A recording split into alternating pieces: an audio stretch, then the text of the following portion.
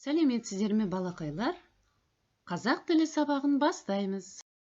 Бүгінгі сабағымыздың тақырыбы «Мен алма жеймін».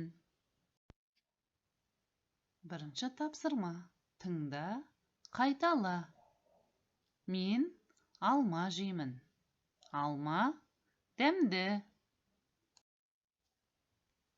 Ал балалар, келесі тапсырманы орындайық.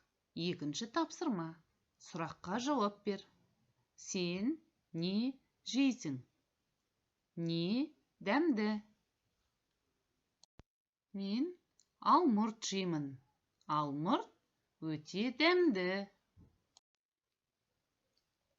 Мен жүзім жеймін. Жүзім дәмді.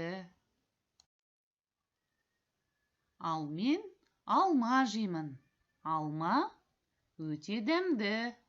Үшінші тапсырма. Тыңда, қайтала. Үлгі бойынша сөйлес. Сен не жейсің?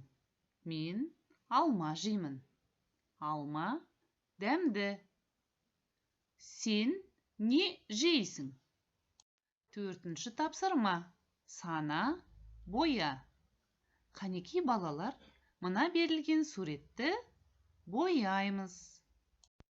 Балалар, сіздердің бояған суреттеріңіз де осындай әдемі шықты деп ойлаймын.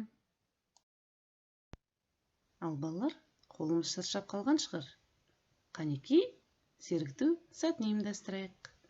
Оң қолымда 5 саусақ, сол қолымда 5 саусақ. 5-ке 5-ті қосқанда болады екен 10 саусақ.